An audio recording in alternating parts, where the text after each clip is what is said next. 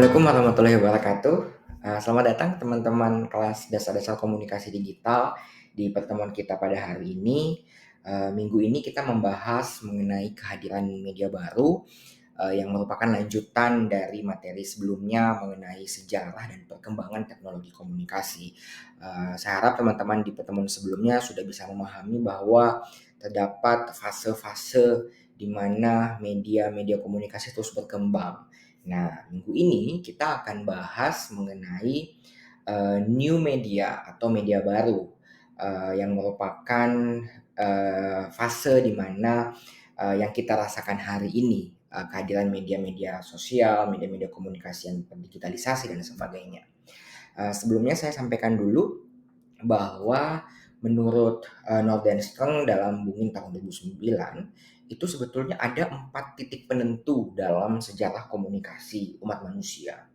Yang pertama itu dari ditemukannya bahasa sebagai alat interaksi tercanggih manusia, yang pada awalnya mungkin hanya menggunakan simbol-simbol tertentu, goresan-goresan di gua dan sebagainya, lalu kemudian berkembang menjadi dihasilkannya munculnya bahasa-bahasa yang kemudian menjadi alat interaksi, alat komunikasi tercanggih manusia.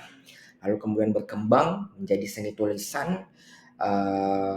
Seni-seni tulisan ini yang kemudian menyebabkan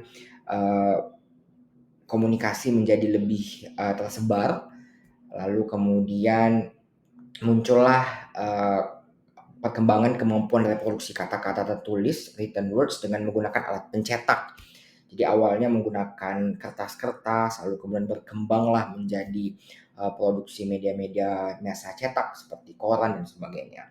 Dan yang terakhir itu menurut Nordenstreng adalah lahirnya komunikasi elektronik seperti telepon, handphone, dan sebagainya, yang kemudian hari ini berwujud menjadi media yang terdigitalisasi.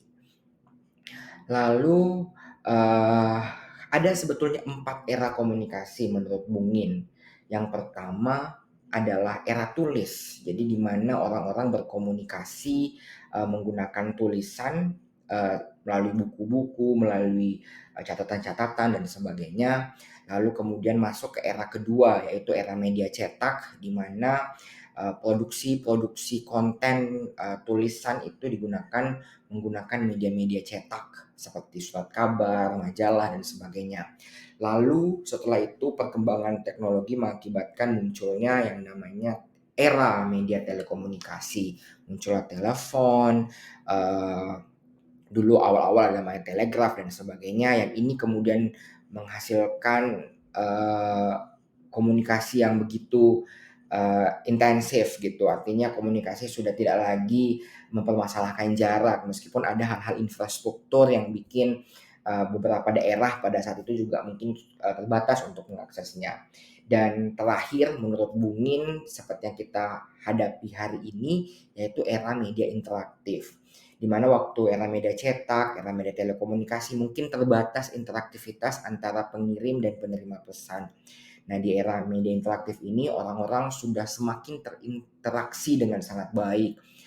Interaksi, interkonektivitas itu sudah semakin meningkat, terbukti misalnya dengan kehadiran media-media digital seperti media sosial. Nah, era media interaktif inilah yang kemudian dianggap sebagai era media baru atau the new media era.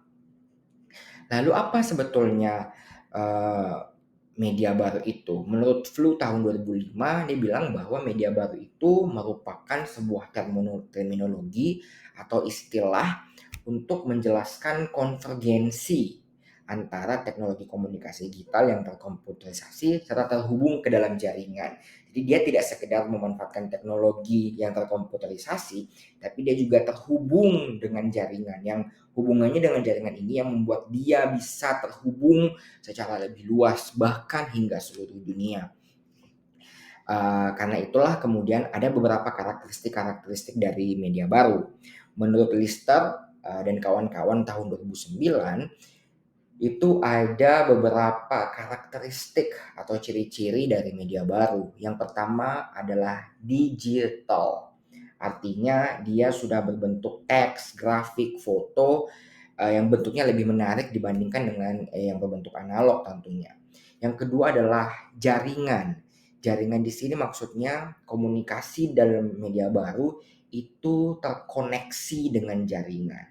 Sehingga dia bisa menghubungkan satu perangkat dengan perangkat yang lain, satu orang dengan orang yang lain, meskipun mereka berada dalam lingkup geografis yang berjauhan gitu.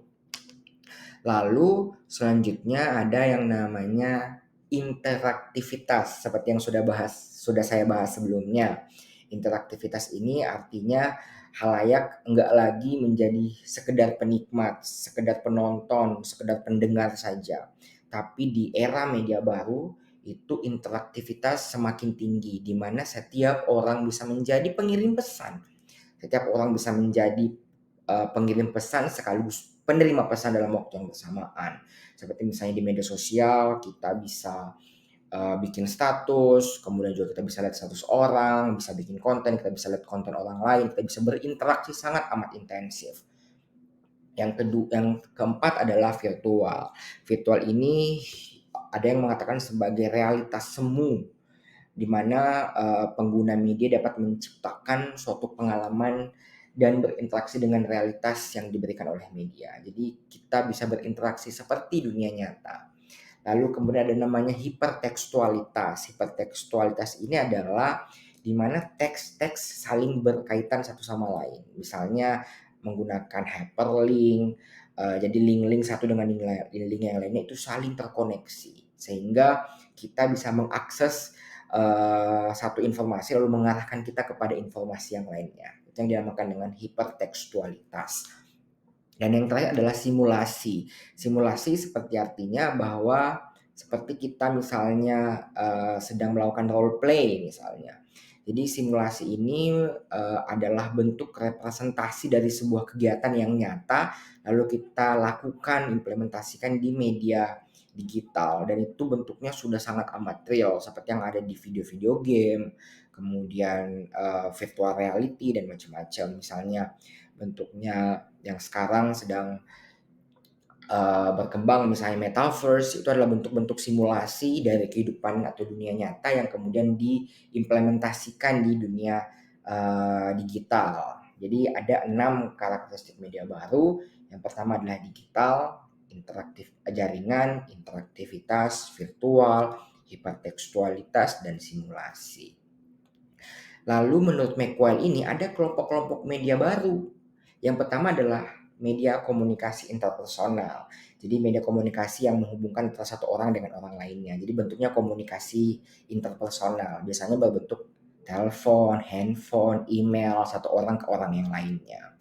Yang kedua ada namanya media bermain interaktif. Jadi ini bentuknya seperti teman-teman mungkin ada yang suka main Mobile Legend, apalagi namanya Free Fire dan macam-macam. Itu bentuknya adalah media bermain interaktif. Lalu ada namanya media pencarian informasi. Media pencarian informasi ini melibatkan portal-portal pencarian atau search engine seperti Google, Microsoft Bing, dulu ada Yahoo dan macam-macam. Dan yang terakhir adalah media partisipasi kolektif. Partisipasi kolektif ini artinya media internet itu digunakan sebagai media untuk pertukaran informasi, pendapat dan pengalaman dan apalagi kalau bukan media sosial. Kita bisa berinteraksi menggunakan TikTok, Facebook, Instagram dan macam-macam. Lalu selanjutnya yang terakhir saya ingin membahas mengenai jadi sebetulnya apa perbedaan antara era media lama dengan era media baru. Nah, era media lama biasanya dikenal sebagai yang namanya era broadcast, era penyiaran di mana media-media besar itu melakukan pengolahan konten, lalu kontennya itu tuh disebarkan kepada halayak yang luas. Halayak ini berperan sebagai sekedar penerima saja karena mereka tidak bisa interaktif gitu. Sulit untuk melakukan interaksi dengan si pengirim pesan. Makanya dibedakan menjadi era media pertama broadcast, kemudian era media kedua yang berbentuknya interactivity. Apa saja perbedaannya? Yang pertama adalah soal sentralisasi sumbernya. Jadi kalau era broadcast itu komunikasinya itu tersumber dari satu orang saja. Jadi ada satu orang pengirim pesan dan itu tuh tersentral di situ. Seperti misalnya TV-TV, radio-radio, koran-koran yang mereka memproduksi berita lalu disebarkan kepada halayak. Yang kedua adalah sementara kalau untuk media interaktif itu dia tersebar. Jadi dari banyak sumber, misalnya kayak media sosial dari banyak sumber ke banyak sumber yang lain gitu. Lalu yang kedua adalah komunikasinya bagaimanapun terjadi satu arah ya untuk era media pertama. Jadi dari pengirim pesan ke penerima pesan, komunikasinya satu arah saja. Sementara kalau untuk era interaktivitas itu dua arah. Saya bisa ngomong, orang lain juga bisa ngomong sambil kita menjadi pendengar dalam waktu yang bersamaan. Lalu kemudian terbuka peluang sumber atau media untuk dikuasai. Jadi kalau di era broadcast itu ada peluang informasi itu dimonopoli oleh satu pihak tertentu saja. Sementara kalau di media interaktivitas sulit karena setiap orang bisa menjadi media, setiap orang bisa menjadi pengirim pesan. Lalu kemudian bisa jadi di era broadcast itu menjadi instrumen untuk melanggengkan strata dan ketidaksetaraan kelas sosial. Maksudnya apa? Bahwa bisa jadi media-media itu digunakan oleh orang-orang dengan strata yang tinggi untuk menghegemoni, menguasai orang-orang dengan strata sosial yang rendah. Misalnya pejabat-pejabat atau orang-orang dengan materi yang berkecukupan atau materi yang besar gitu, mereka bisa menguasai media. Lalu mereka bisa memonopoli informasi sehingga itu bisa mereka gunakan untuk menguasai satu wilayah tertentu. Sementara media yang bentuknya interaktif ini atau media baru ini dia cenderung memberikan akses kepada semua orang untuk bisa menjadi media, untuk bisa menguasai, untuk bisa menyampaikan informasi pesan-pesan yang ingin mereka sampaikan gitu. Meskipun memang hari ini teman-teman masih ada saja gitu, masih ada saja segelintir orang yang menguasai beberapa macam media. Tapi setidaknya orang-orang biasa seperti kita misalnya juga sudah punya hak untuk bersuara menggunakan media sosial misalnya. Kemudian selanjutnya adalah terfragmentasinya halayak dan dianggap sebagai massa. Jadi kalau zaman dulu ya kelihatan banget bahwa siapa yang pengirim informasi itulah medianya dan massanya adalah sebagai halayaknya. Kalau sekarang ini halayak bisa terlihat sesuai dengan karakter dan tetap meninggalkan keragaman identitasnya masing-masing. Lalu yang terakhir adalah media dianggap dapat atau sebagai alat mempengaruhi kesadaran. Jadi media itu zaman dulu dianggap banget sebagai sebuah alat untuk mempengaruhi kesadaran manusia, untuk mempengaruhi cara manusia bertindak. Nah, kalau hari ini media itu melibatkan pengalaman halayak baik secara ruang maupun waktu. Jadi bagaimanapun kalau zaman dulu seakan-akan media menjadi penguasa bagaimana seorang bertindak, kalau hari ini bagaimanapun orang bisa memilih untuk melakukan tindakan apa dalam waktu dan ruang yang bagaimana. Mereka bisa memiliki pilihan itu.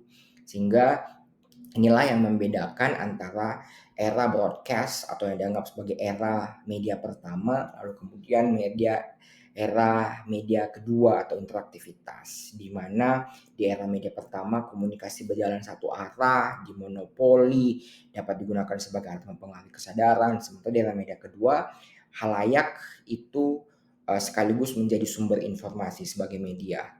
Komunikasinya terjadi secara timbal balik dua arah dan halayak bisa menentukan dengan cara apa mereka menggunakan media dan bagaimana mereka menelurkan pengalamannya menggunakan media. Begitu teman-teman semuanya, materi kita mengenai kehadiran media baru.